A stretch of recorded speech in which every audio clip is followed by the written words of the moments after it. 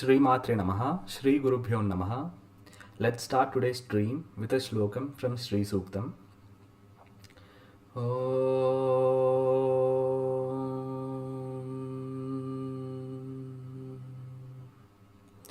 Hiranyavarnam harinim suvarna rajatasrajam Chandram hiranmayim lakshmim jata vedo mavaha Tamavaha jata vedo lakshmi manapagaminim Yasyam hiranyam vindeyam gamashvam purushanaham. Shri Matre Namaha. Hindu Bandhulu Shri Matre Namaha. To participate in the giveaway, please comment Shri Matre Namaha and fill out the Google form that is in the pinned message of this chat. I hope Nightbot is live.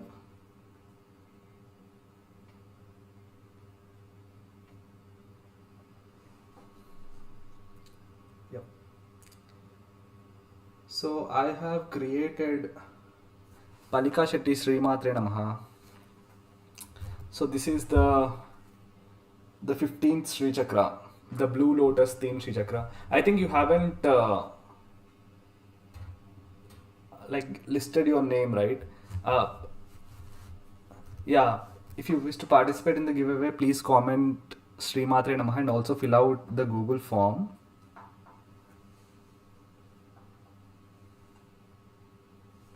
It is a Blue Lotus theme Sri Chakra. I think the lighting, just give me one.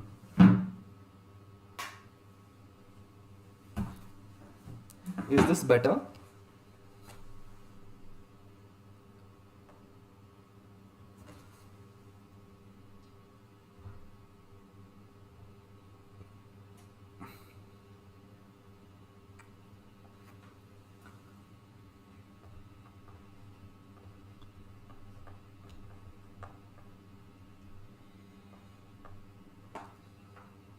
I think now it is more clearly visible. I think this is better. Yeah. To participate in the giveaway, please comment Sri Matre Namaha and fill out the Google form. The giveaway is going to be today itself. By the end of this stream, I'll be announcing the winner.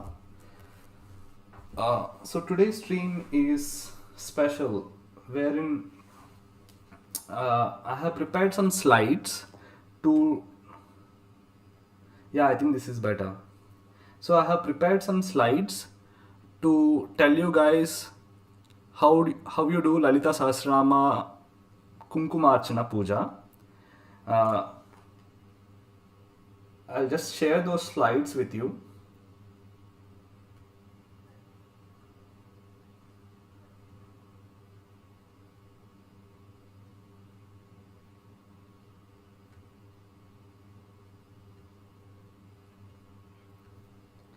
I'm hoping to get these slides on the live stream. I'm just trying to do that. But until then, I'll be posting these slides link on the chat.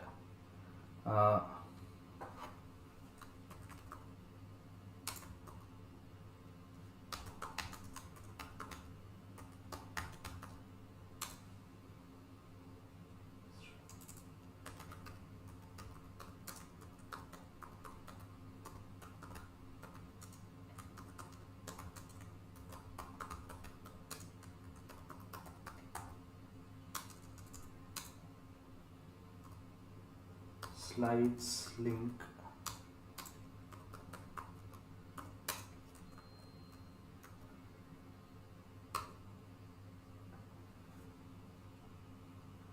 So I have posted the Lalitha Sahasranamavali Pooja Vidhanam slides link. I have just made these slides so that anyone who did not chant a mantra, recite a Sanskrit phrase, you can just do it without thinking that you need a guru or Devi will get angry at you or something like that. So I'm just trying to get those slides on the live stream. Just give me a minute.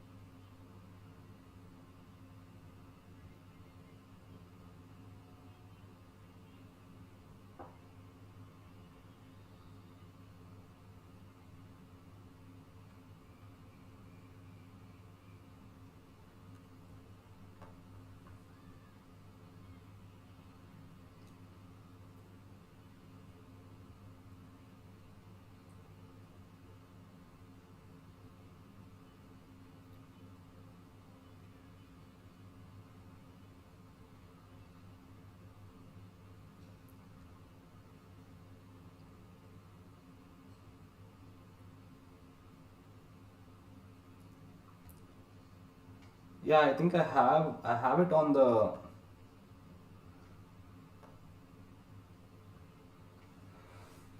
yeah, I have it on the stream.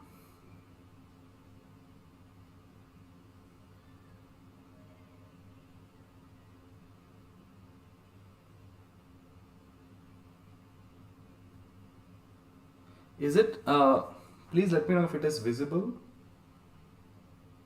Like if I make this full screen, is it visible?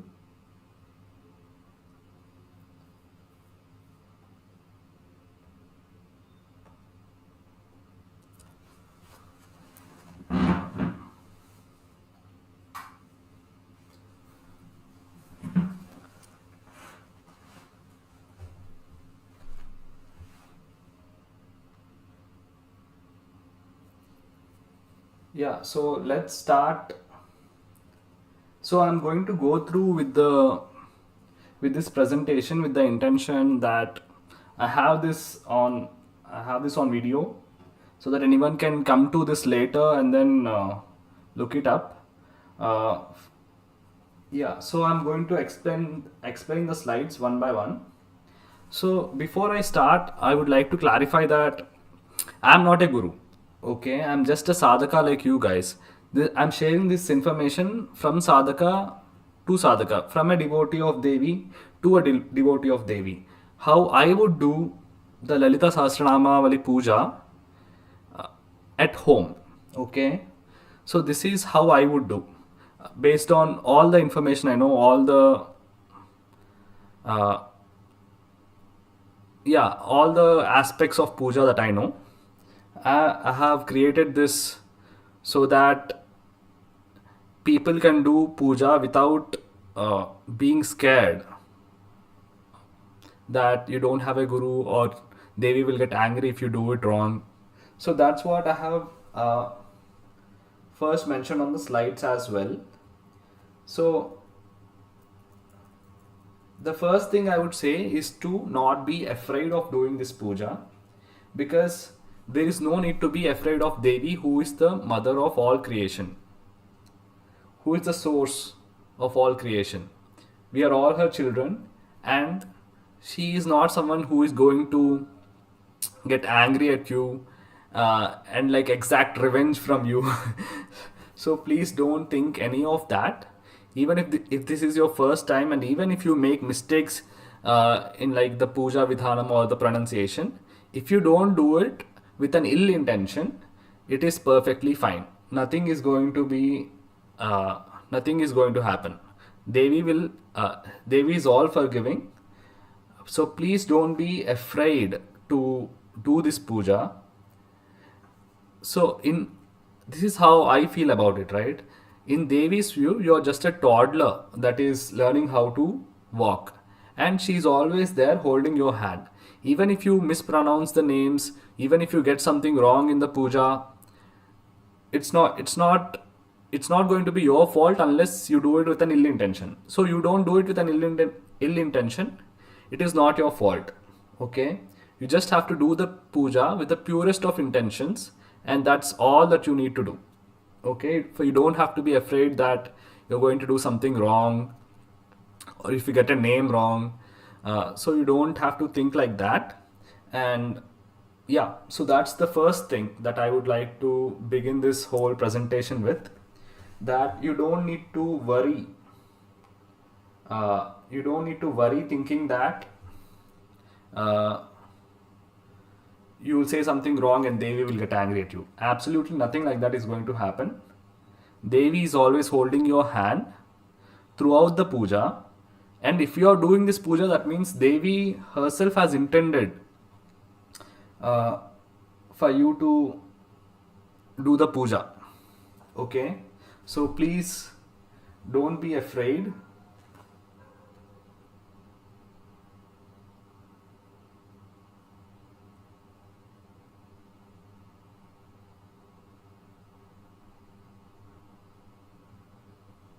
So please don't be afraid of doing puja. So that's the foreword that I would like to start this presentation with.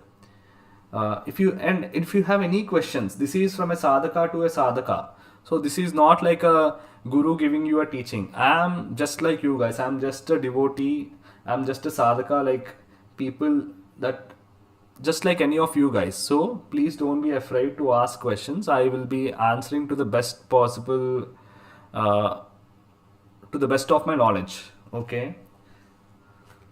So Hindu Bandhu asks, where did you get the PPT background? I got it in like Slides Carnival. Slides Carnival is where I got it. Yeah, Slides Carnival. It's available in Slides Carnival.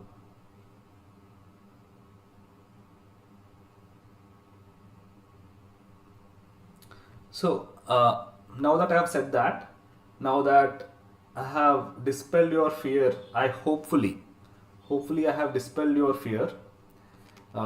Please don't be afraid to start. Uh, and everyone makes mistakes. Lalitha Sahasranama getting it right the first time is almost like an impossible task. I mean, look at the names.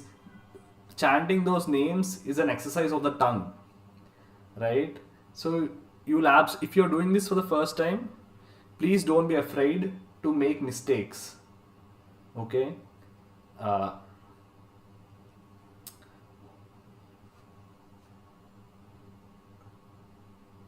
and yeah.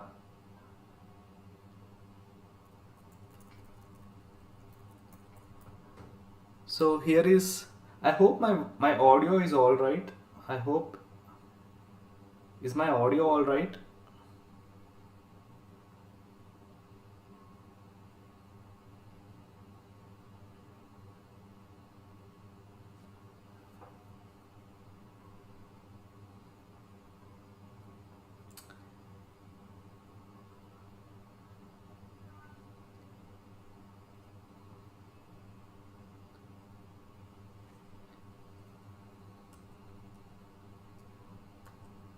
Yeah. Moving on with the presentation. Here is the table of contents. First thing is preparing your body and mind. Second thing is preparing the puja space. Third thing is the puja itself. And fourth is what you do after the puja. Okay. So let's start. How do you prepare your own body and mind for the puja? Okay. So we must have heard people saying that you have to do upavasam, you have to do fasting before the puja, you have to eat only light food and everything, right? I won't say any of that. Okay. What I will tell you is that during the 1 hour of the puja, you have to sit comfortably, right? You should not be feeling sleepy, you should not be feeling bloated, gassy, tired, or uncomfortable. That's the most important thing. You should be very comfortable with yourself, and you should not be feeling tired, sleepy, gassy, uncomfortable. Okay, so that's the main thing. please ensure that your diet aligns with this. Okay. So let's say, I would say, don't eat lentils. Say if you eat dal or anything that gives you gas, right? And you cannot sit in the puja because of that, then that is a problem. Please ensure that you eat light food, right? Please ensure that you eat light food that doesn't give you gas, that doesn't make you sleepy. Don't eat heavy, because if you eat heavy food, it will make you sleepy. So that should not be the case. And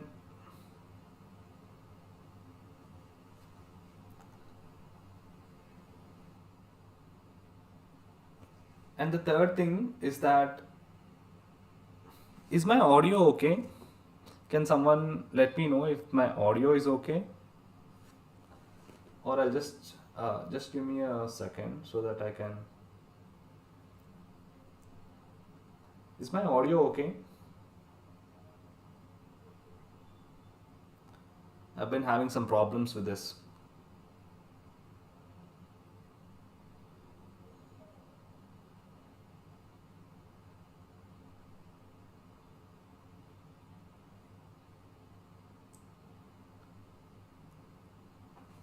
Mic testing, mic testing.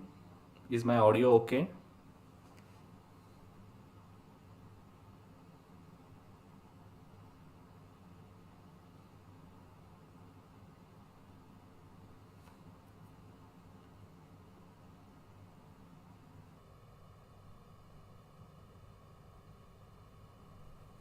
Mic testing, mic testing.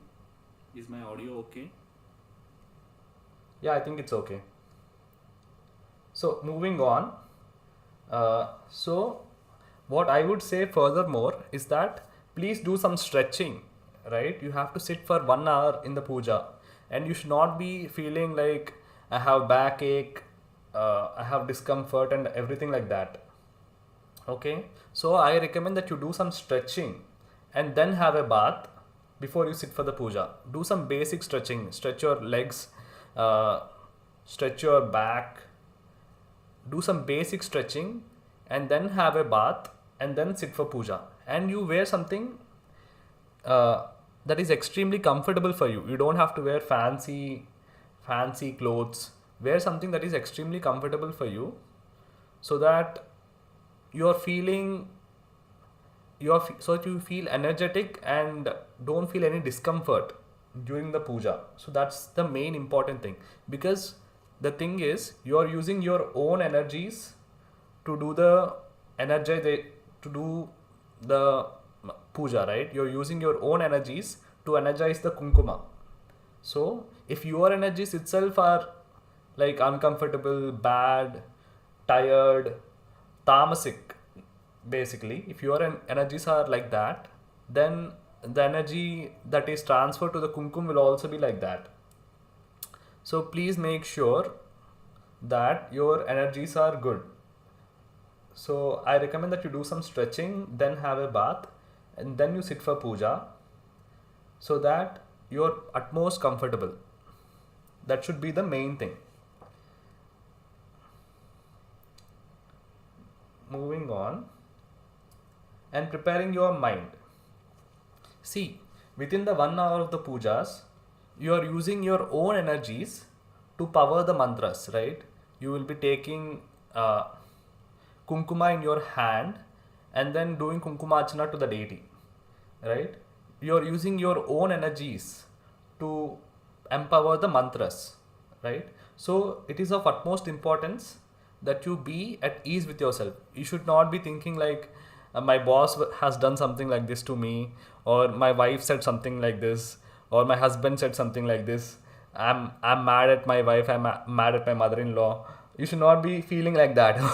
Okay, so it is, at least for the 1 hour of the puja, you should be focusing purely on the sankalpa that you're doing the puja with, and not be distracted with your daily life activities.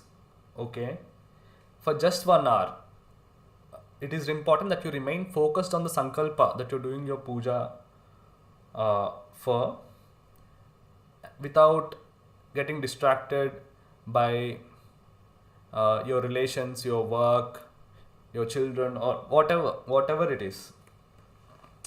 So that is very important. Okay, I should increase the volume.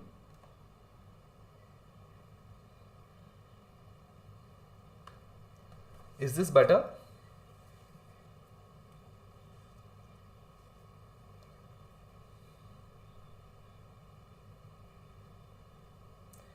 Yeah, so prepare your body by stretching.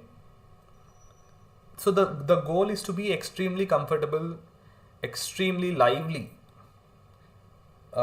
when you're doing this puja. You should not be tired, you should not be sleepy, you should not be feeling gassy, you should not be bloated, uh, and you should not be thinking about random things like your boss, your relations, whatever it is. During that 1 hour of the puja, you should be completely focusing on your sankalpa and the deity. That is extremely important because you're using your own energies to energize the kumkuma, and your own energies should be good first so that you can energize the kumkum with the good energy, right? So please ensure that your body and mind are at ease. That is very important. So to do that, if you have to do fasting, please do it, right? If by fasting, and also if by fasting, if you're going to feel tired in the evening, right? Because you're going to do this puja in the evening. This is Navaratri, meaning you have to do the puja at around 7 p.m. When the moon rises, right? Okay, that's when you have to do the puja. When the moon rises is the most important time here. We are not doing this puja in the morning. So if you are like, I have been fasting from the morning and have no energy to do the puja in the evening, then that is of no use, right? You have food, you have light food that doesn't give you gas, that doesn't make you feel bloated, that doesn't make you feel sleepy, and yeah, so that's the most important thing. You have to be totally lively, and you have to be totally be participating in the puja with the whole of yourself, right? You should become totally alive and totally at ease with yourself, so that the energies that you're transferring to the kumkuma are good energies that will benefit you and your family. Okay, so ease your body, ease your mind. For just the 1 hour of the puja, you have to remain at ease with both your body and your mind. So that is the most important thing before you start. So this is like general guidelines. This is not for just for the puja that I am talking about. So this is general guideline that you can that you can do for even sadhana. Even for sadhana, I mean, you have, if you're doing japa, right, you will sit for like say 2 hours, 3 hours, then you have to be at ease with yourself. If you don't do some stretching, if you don't do exercise, yoga, I mean, you can do yoga or any stretching. Any stretching is fine. Without that, if you sit within like 13-14 minutes, you will have some back pain, and that is not good. You'll not be able to do your japa. You'll not be able to do your 2000 or whatever number of japa that you wanted to do, right? So do some stretching, eat light food or whatever food that doesn't make you feel all of that, feel bad. Yeah, and that's about it. And the mind should be free from whatever distractions that you have, at least for the 1 hour of the puja, right? You should be totally focused on the sankalpa that you're doing your puja with. That is very important because you're using your own energies, as I said. Yeah. Okay, moving on. After that, preparing the puja space, right? So how do you prepare your puja space? So you might have like some big puja room, or you might even have like a small like temple, small puja mandir where you can place only one vigraha, or whatever you have, right? Please make sure that it is very clean. The place that you are sitting and the puja mandir space should be very clean, and have as much red color as possible. Okay, you should have as much red color within the puja room, within the space, wherever. You should have as much red color as possible. If red is not possible, then yellow, orange, or gold are also good, right? You can have anything like yellow, orange, gold, red. Please have as much as this color in your puja room as possible. You can use red color cloth, right? In the place where you're sitting, you can use red color flowers, whatever you have, or you can just paint your room red. I wouldn't recommend that because people will be scared after this puja. Don't paint. Yeah, if you are like Devi fanatic, you can also do that. Paint your room red. Uh, yeah, but the goal is to have as much red color as possible. Okay.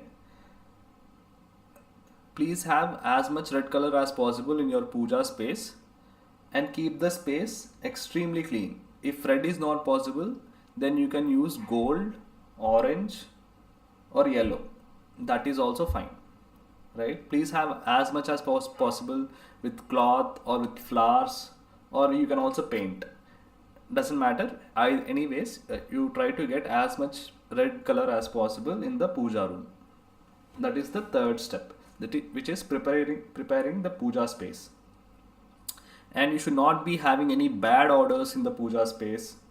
Uh, Please make sure that you don't have any bad odors. Make sure it is very clean. Make sure it is ventilated properly. Yeah, so that is the preparation of puja space. And you guys can ask any doubts if you have, because I'm not a guru giving you like initiation or diksha or anything. I'm just a sadhaka that is telling you sadhakas, because I'm a devotee and you are devotees. This is a devotee to devotee, a sadhaka to sadhaka talk. This is not me giving instruction. This is what I have learned from my sadhana over the years, and my way of doing puja. So if you have any questions, please feel free to ask the questions, because I'll answer to the best of my knowledge. Please feel free to ask any questions that you have. Yeah, let's move on. So after you prepare your puja space, then we'll go into the puja. So I classified this into 4 steps, which is introduction to the puja, the materials needed, and the puja setup, and what you do before the main puja, and after the puja, what you do. So these are the 4 steps. Let's start with the introduction. Okay. So the puja that we are going to do, in the one that I have mentioned, is called Lalitha Sahasranamavali Kumkumarcha. Okay. So that is the name of the puja. So what it involves is that you take kumkum in your hand, right? You take kumkum between your middle finger. Just give me 1 second, I'll show you.